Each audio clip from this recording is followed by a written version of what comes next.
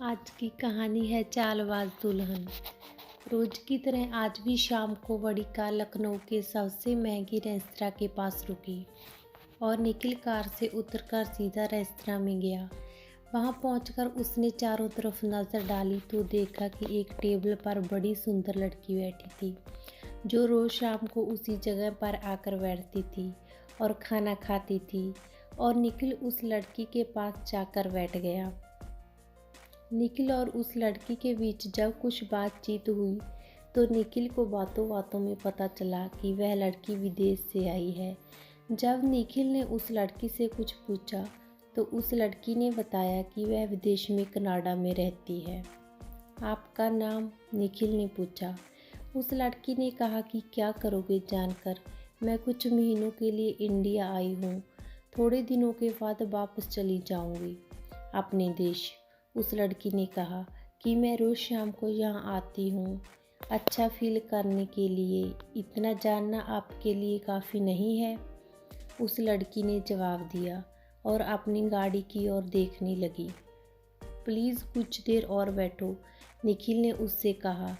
मुझे गलत मत समझो, लेकिन मैं आपके साथ कुछ समय बिताना चाहता हूँ। अपनी साड़ी को सेट करते हुए उस लड़की ने कुछ सोचा और थोड़ी देर के लिए फिर बैठ गई और उसने बताया कि मेरा नाम श्रेया है और मैं एनआरआई हूँ। एक टीम के साथ गेस्ट बनकर इंडिया घूमने आई हूँ और जहाँ दिल्ली में मेरे चाचा रहते हैं, इसलिए उनसे मिलने आई हूँ। मेरे पेरेंट्स वर्षों पहले कनाडा में शिफ्ट हो गए थे, वहाँ पर टीचर हैं। ऐसे बोलकर वह फिर चलने के लिए उठी तो निखिल ने कहा कि मैं आपको आपके चाचा के घर छोड़ देता हूँ और मुझ पर विश्वास रखिए। मैं आपके विश्वास का फ़ायदा नहीं उठाऊँगा और अपने चाचा से पूछ लीजिए कि मैं सुपर इंडस्ट्रीज़ के मालिक के साथ गाड़ी में आ रही हूँ। वह मुझे जानते होंगे क्योंकि मुझे पूरा देश और प्रदेश जानता है। निखिल के इतना कहने से श्रेया उसके साथ गाड़ी में चलने के लिए तैयार हो गई थी, लेकिन पता नहीं क्यों निखिल को लग रहा था कि जैसे वह उसके लिए ही आई हो और वह उसको अपनी बनाना चाहता था। उन्होंने गाड़ी में पारिवारिक बातें की और एक दूसरे को अपने अपने परिवार के बारे में बताया। निखिल को मालूम नहीं था कि श्रेया को कहाँ जाना है। अहमदाबाद, श्रेया ने उत्तर दिया कि उसे अहमदाबाद जाना है। निखिल ने पूछा कि तुम्हारे चाचा क्या करते हैं? श्रेया ने बताया कि उसके चाचा एक डिपार्टमेंट में जॉब करते हैं और अहमदाबाद में ही उनका फ़्लाइट है। इतना कहने पर श्रेया ने कहा कि गाड़ी रोकिए, मेरा घर यहीं पर पास में है।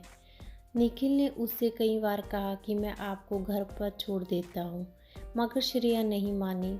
उसका जवाब था कि उसका घर पास में ही है, वह खुद चली जाएगी। श्रेया कार से उतरकर रोड पार करके चली गई। निखिल बहुत उदास था क्योंकि उसने द्वारा मिलने की चर्चा नहीं की थी और वह उदास ही घर पहुंचा। घर में नौकर ने बोला, साहब बहुत जल्दी घर आ गए, मगर निखिल का किसी से बात करने का मन नहीं था। निखिल की मम्मी अपने कमरे में थी और उसकी बहन ड्राइंग रूम में बैठकर कोई सेट सिलेक्ट कर रही थी। निखिल ने पूछा, क्या देख रही हो? बीनी ने निखिल के प्रश्न का उत्तर दिया, आज जल्दी आ गए हो, क्या बात है? सेट खरीद रही हूँ, मेरा बर्थडे भी आ रहा है तो मेरा गिफ्ट भी हो जाएगा। निखिल सोफे पर बैठा और हाउस होल्ड एप्पल जूस का गिलास उसके सामने आया, मगर उसने कुछ भी खाने पीने से मना कर दिया और बोला, चलो बीनी, आज मैं तुम्हें शॉपिंग करा लाता हूँ। दोनों बहन भाई डायमंड सेट खरीद कर लौट रहे थे तो बीनी के मन में एक ही बात चल रही थी कि एक सेट तो भैया ने मेरे लिए लिया है और दूसरा इतना महंगा सेट किसके लिए है। वह मन ही मन में खुश हो रही थी क्योंकि उसका मानना था कि शायद भैया ने कोई लड़की ढूंढ ली है, क्योंकि पिछले काफ़ी महीनों से निखिल ने कई रिश्तों को मोड़ा था। घर जाकर बिनी ने जब यह बात सब फैमिली वालों को बताई तो पूरे घर में खुशी का माहौल बन गया। हाउस मेड भी मुस्कुराते हुए रात का खाना परोसने लगी और एक स्पेशल डिश भी तैयार की गई। सब हंसते हंसते अपने अपने कमरों में चले गए। जब सुबह हुई तो निखिल ने डैडी ने गाना गुनगुनाते हुए चाय की चुस्की ली।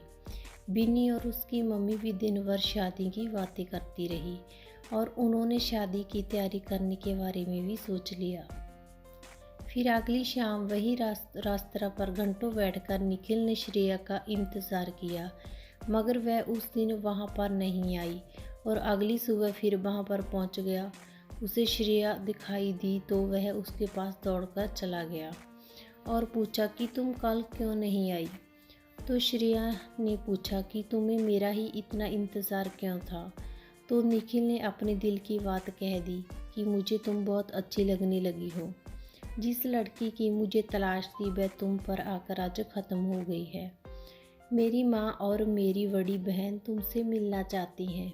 अगर तुम्हारी शादी नहीं हुई तो मैं समझूंगा कि तुम मेरी बीवी बनने के लायक हो। श्रेया ने प्रश्न किया, बिना अच्छी तरह एक दूसरे को जाने तुम इतना बड़ा फैसला कैसे ले सकते हो? आप मेरे नाम के सिवा मेरे बारे में कुछ भी नहीं जानते और मैं भी आपके बारे में अच्छी तरह नहीं जानती। मुझे अपने माता पिता की भी सलाह लेनी होगी। जैसे आपको अपने परिवार की फ़िक्र है वैसे मुझे भी अपनी फैमिली से प्यार है और मैं इस बात को कैसे मान लूँ कि शादी के बाद हम दोनों के बीच सब कुछ ठीक ठाक रहेगा। निखिल ने श्रेया से कहा कि चलो मेरे साथ, तुम्हें अपने घर वालों से मिलाता हूँ। श्रेया ने घर जाने को पहले तो मना कर दिया, लेकिन उसके कहने से वह उसके घर चली गई। लेकिन उसने कहा कि पहले मैं अपने चाचा से परमिशन ले लूँ। उसने जैसे ही किसी को फ़ोन लगाया और बोली कि मुझे जाने की परमिशन मिल गई है और उसके साथ एक 20 वर्ष का लड़का भी था जिसे उसने बताया कि ये मेरा कज़न है। निखिल श्रेया और उसके कज़न को लेकर अपने घर पहुंच गया। बिनी और उसकी माँ ने दरवाजे पर आकर दोनों का स्वागत किया और बिनी अपनी होने वाली भाभी को लेकर अंदर चली गई। इतनी सुंदर और पढ़ी लिखी युवती देखकर सब बहुत खुश थे, लेकिन निखिल के डैडी इतनी जल्दी कोई फैसला लेने को तैयार नहीं थे। लेकिन निखिल, बिनी और उसकी मम्मी के आगे उनकी एक न चली। निखिल की माँ बहू पाने की लालसा में अत्यंत उत्साहित थी। उन्होंने श्रेया को बिठाकर मंगनी की बात की, क्योंकि निखिल को बिजनेस के काम से वहाँ जाना था, इसलिए वह चाहती थी कि उससे पहले पहले सगाई हो जाएगी। और इसके लिए सभी तैयार हो गए और 2 दिन के बाद मंगनी रखी गई। बड़े 5 स्टार होटल में मंगनी हुई। परिवार और तकरीबन 100 गेस्ट आए। श्रेया पर सभी मेहमानों ने बहुत अच्छी अच्छी सौगातों की वर्षा की। निखिल ने श्रेया को डायमंड की अंगूठी भी पहनाई। कुल मिलाकर 50 लाख से ऊपर कैश, कुछ गहने हो गए थे। और ऐसे होते होते मंगनी की रस्म ख़त्म हो गई और निखिल ने अपने ड्राइवर को श्रेया मैडम को उसके घर छोड़कर आने के लिए कहा और एक गार्ड को भी साथ में भेजा और उनके कहने के अनुसार वह उसे छोड़ने चले गए। अगले 2 दिन तक श्रेया का ना कोई फ़ोन ना मैसेज आया। इससे निखिल की चिंता बहुत बढ़ गई थी। उसने भी श्रेया को फ़ोन कितनी बार ट्राई किया मगर फ़ोन नहीं लग रहा था। तभी एकदम से श्रेया का फ़ोन आया कि मेरे कज़न की तबीयत ख़राब हो गई है, इसलिए मैं कुछ दिन के लिए नहीं आ सकती। ऐसे कहकर उसने फ़ोन काट दिया। निखिल को चिंता होने लगी और वह ड्राइवर को साथ लेकर निकल गया। वहाँ जाकर उसने ड्राइवर से पूछा कि श्रेया मैडम का घर कहाँ है। तो ड्राइवर ने बताया कि श्रेया मैडम यही रोड पर उतरती थी और मुझे कभी साथ नहीं लेकर जाती थी। कहती थी कि मेरा घर पास में ही है। इतना सुनने के बाद निखिल जब श्रेया के बताए रास्ते पर गया तो अंदर जाकर एक गली के प्रवेश में उसे पता चला कि वहाँ पर छोटे छोटे लोगों के घर थे और श्रेया नाम सुनकर वहाँ कहा गया कि इस नाम की जहाँ पर कोई लड़की नहीं रहती है। उसके बाद वहाँ पर एक मौलवी साहब थे और मौलवी साहब ने जो बात निखिल को बताई तो जैसे निखिल के पैरों तले से ज़मीन ही निकल गई। मौलवी साहब ने बताया कि बेटा, इस गली में जा तो मजदूर, जहाँ कोई नौकरी करने वाले लोग ही रहते हैं, जहाँ पर कोई एनआरआई नहीं आई है। निखिल को महसूस हुआ कि उसके साथ बहुत बड़ा धोखा हुआ है। उसके पास श्रेया के घर के पते के नाम पर सिर्फ अनजान गली थी। वहाँ से निकलकर निखिल दूसरी ओर चला गया। वहाँ पर साफ सफाई चल रही थी और वहाँ पर निखिल को जानकारी मिली। उससे उसकी सारी शंकाएं दूर हो गई। वहाँ पर सिक्योरिटी गार्ड ने बताया कि वह मैडम जब पहली बार इस जगह पर आई थी तब उन्होंने पूछा था कि सुपर इंडस्ट्रीज वाले निखिल कौन है। जब मैंने आपके बारे में बताया तभी वह आपकी तरफ चली गई थी। यह सुनकर निखिल को पता चला कि जो सब श्रेया की एक बहुत बड़ी साजिश थी, जो किसी भी तरह उसे फंसाना चाहती थी और उसको उसका तरीका समझ में आ गया था। वह पूरी योजना बनाकर आई थी। निखिल संभल कर गाड़ी में बैठा, घर जाकर सबको कहानी सुनाई। सब बहुत घबरा गए और निखिल को हौसला रखने के लिए कहा। अगले ही दिन निखिल और उसके पिताजी पुलिस थाने में जाकर एफआईआर दर्ज करवाए तो उन्होंने बताया कि दिल्ली क्राइम ब्रांच से खबर मिली है कि इस सूरत की एक लड़की हिस्ट्री शीटर है और अंतर्राष्ट्रीय हवाई अड्डे से पता चला है कि मंगनी की तारीख के दूसरे दिन ही वह कनाडा चली गई है। मुझे भी पता चला कि यह लड़की बार बार इंडिया आती है और किसी न किसी को शिकार बना लेती है और निखिल भी उसका एक बना हुआ शिकार ही था। तो निखिल समझ गया कि उसके कज़न की बीमारी का भी एक बहाना ही था। निखिल के डैडी ने एसपी साहब से पूछा कि अब क्या होगा, तो उन्होंने कहा कि अगर यह लड़की पकड़ी गई तो आपको थाने आना होगा और कोर्ट में भी आना होगा। यह सुनकर निखिल सोच रहा था कि हर तरफ से हानि तो मुझे ही होगी।